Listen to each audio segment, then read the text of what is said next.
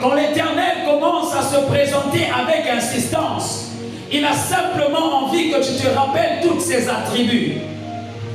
Alléluia. Quand le Seigneur se présente avec cette insistance, il veut simplement que tu te rendes compte qu'il n'y a pas de meilleure compagnie que d'être avec lui. Alléluia. Quand l'Éternel se présente avec insistance, il est en train de dire avec un enfant de Dieu, tu es exactement au bon endroit. Alléluia. Et ce matin, l'Éternel te dit, je suis avec toi.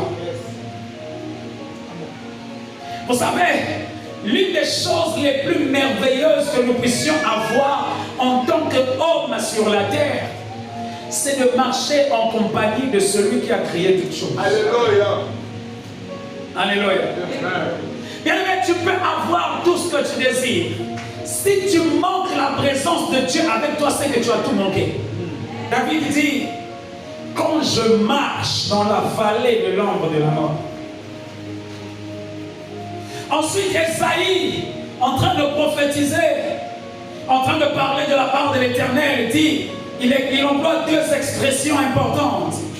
Il dit, si tu traverses.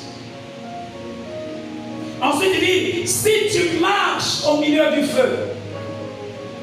Je me suis posé la question, quand la Bible dit marcher, traverser. Quand tu marches au milieu de la vallée de l'ombre de la mort, c'est-à-dire que celui qui refuse de s'arrêter dans la vallée de l'ombre de la mort, celui qui refuse de s'asseoir dans la vallée de l'ombre de la mort, celui qui refuse de s'arrêter au milieu des eaux qui veulent le submerger,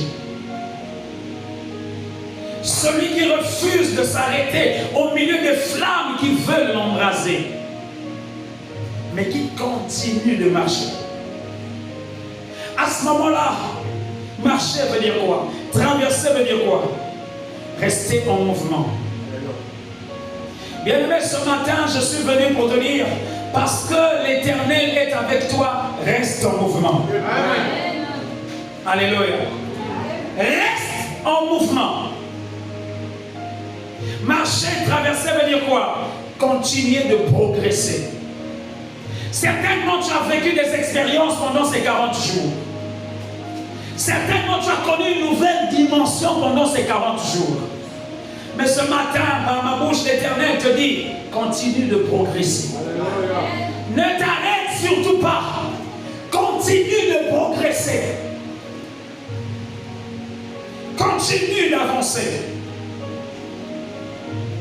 Marcher veut dire quoi? Garde encore la foi. Alléluia.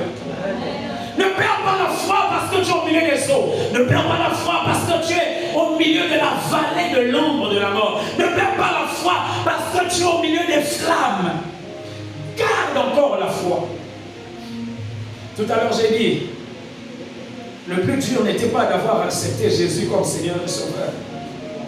Mais le plus difficile, c'est que sur cette marche, lorsque les eaux commencent à te submerger, lorsque tu te rends compte que la vallée dans laquelle tu te trouves s'appelle vallée de l'ombre de la mort. Lorsque tu te rends compte que là où tu te trouves en réalité, tu es dans une fournaise. Il faut garder la foi. Continuez de marcher, continuez de progresser, ne pas s'arrêter. Alléluia. Ce n'est pas le premier pas qui te sort de l'eau, te sort du feu, te sort de la vallée de l'ombre de la mort. Continue à poser les pas, tu finiras par sortir de là. Il y a trois choses qui nous ont été dites. On nous parle de la vallée de l'ombre de la mort. Qu'est-ce que c'est? La vallée de... Plusieurs peut-être sont en train de traverser, de marcher au milieu de la vallée de l'ombre de la mort. C'est quoi la vallée de l'ombre de la mort? Plusieurs aujourd'hui sont vivants en marche, mais sont conscients d'avoir sur leur vie une sentence de mort. Un projet de mort te poursuit.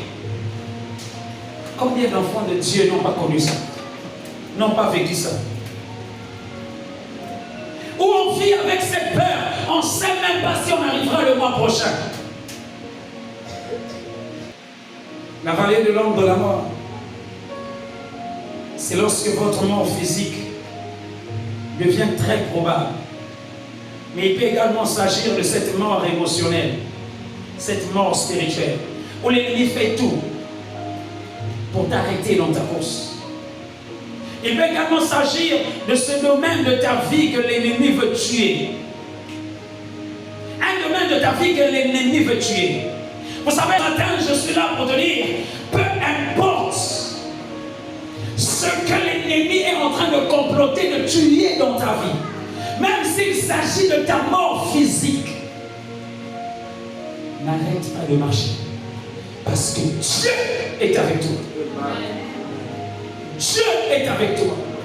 J'aimerais dire à un enfant de Dieu, celui qui marche avec Dieu ne meurt pas. Celui qui marche avec Dieu, c'est Dieu qui le retire. Il ne meurt pas. Il ne meurt pas. Jésus disait, personne ne me prend la vie. Je la donne par moi-même et je la reprends. Alléluia. Même s'il devenait 2 fois diable, il ne peut pas te prendre la vie. Parce que tu as un mandat sur la terre. Continue de marcher. Ne t'arrête pas. Continue d'avancer. Ne t'arrête pas. Continue de croire. Ne t'arrête pas. Même après 40 jours de prière, continue de jeûner. Ne t'arrête pas. Même si tout le monde dit c'est fini. Bien aimé, déjà le monde est habitué à dire que c'est fini. Le monde est habitué à dire que c'est fini. On a dit que c'est fini pour Sarah. On a dit que c'est fini. On a dit que c'est fini pour Jésus. On a dit que c'était fini pour Lazare. Mais nous connaissons la suite. Accepte de marcher. Même quand tout le monde dit arrête-toi, c'est fini. On a dit que c'était fini pour Job. Mais accepte de continuer de marcher. Job est resté adorateur, même lorsqu'il a perdu tous les enfants, même lorsqu'il a perdu tous les biens, même lorsqu'il a perdu toute la santé, il est resté assis, en train d'adorer le Seigneur. Dieu éternel, tu es vivant. Mais n'arrête pas, n'arrête pas. Quoi que les gens disent de toi, quoi que les gens ont un regard, une lecture sur ta vie, donc cette lecture n'est pas la lecture de Dieu, continue d'avancer, continue d'avancer. Lorsque tu traverseras les eaux, aucun fleuve, aucun océan ne pourra te submerger. Il y a la vie de plusieurs personnes où vous avez l'impression que vous avez comme atteint un plafond dans un domaine quelconque. C'est comme si vous avez atteint une frontière. C'est comme si vous avez atteint une limite. Mais qui a imposé cette limite? Les eaux sont des difficultés, des limitations. Les eaux, c'est l'image des impossibilités, des interdits imposés par l'ennemi. Quelles sont ces eaux qui veulent te submerger? Quelles sont ces eaux qui veulent t'arrêter? Quelles sont ces eaux qui constituent une limite, une frontière que tu ne peux pas franchir? La Bible me dit ceci. Alors que les eaux étaient en train d'engloutir toute la terre, alors que les eaux étaient en train de submerger toute la terre, alors que les eaux étaient en train d'emporter tous ceux qui n'avaient pas écouté la voix de Dieu, mais il y a un homme qu'on appelle Noé avec sa famille.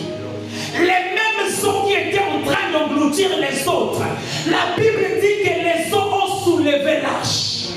La Bible déclare que l'arche a commencé à flotter sur les eaux. Voilà pourquoi j'aimerais annoncer dans ta vie ce matin.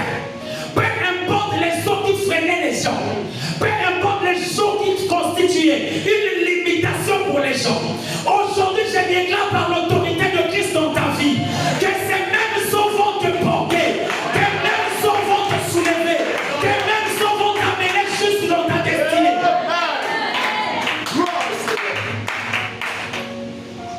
Il y a une catégorie de personnes qui coulent au fond des eaux, mais il y a une autre catégorie de personnes, des gens qui savent les gens qui ne savent pas s'arrêter. C'est la catégorie de personnes que Dieu donne de flotter sur les eaux.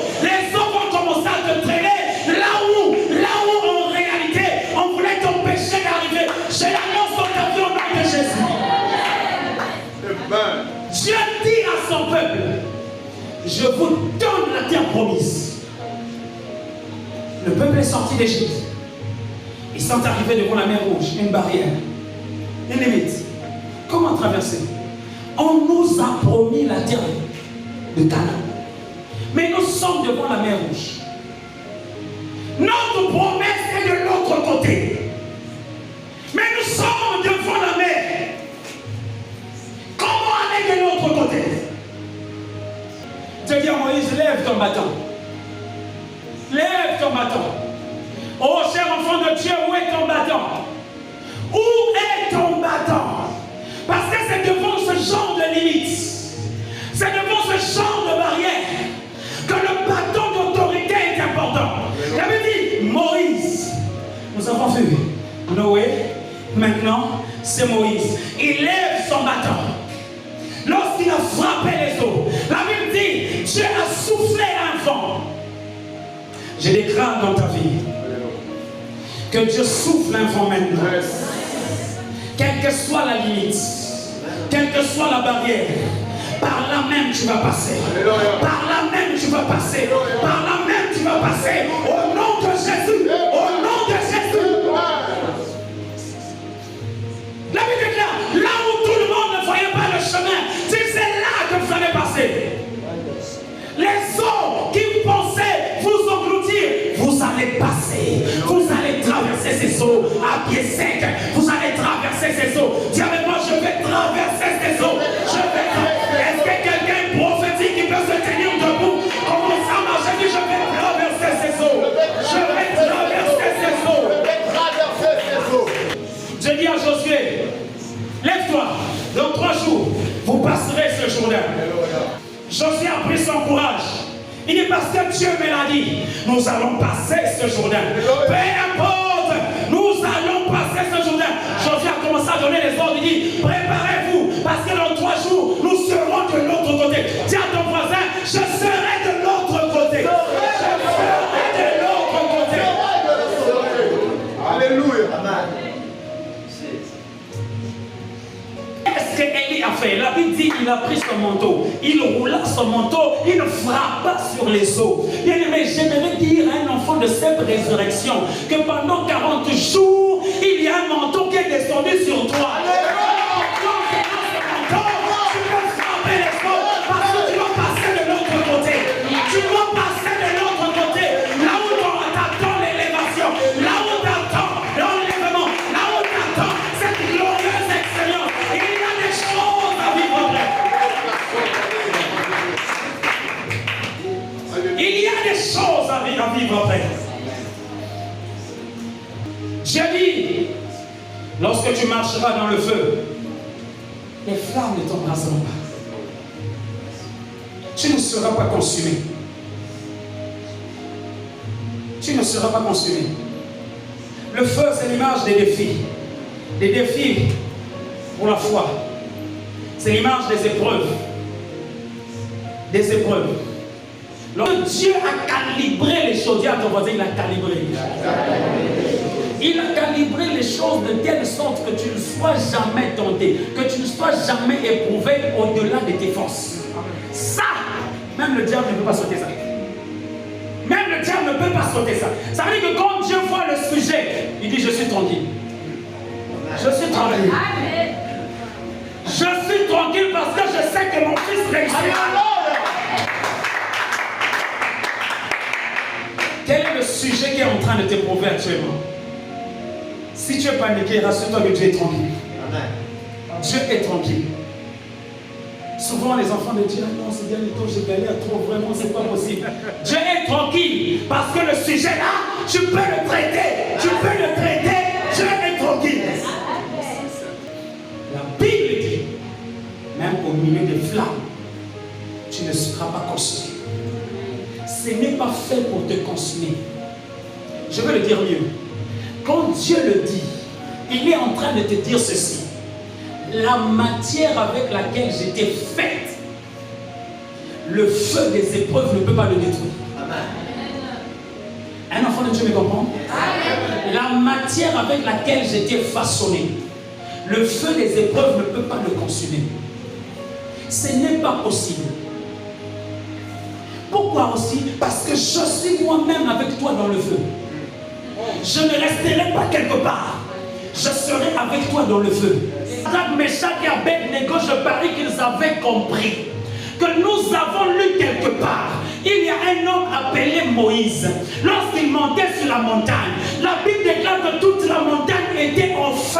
Mais qui était dans ce feu? Qui avait déclenché ce feu? C'est celui qui a déclenché le feu sur la montagne. Marche avec nous, aucun feu ne pourra nous tuer. Il y a une interdiction que de tels hommes soient consumés par le feu. J'aimerais dire ce matin que cette interdiction est sur ta vie. Aucune épreuve ne pourra te terrasser.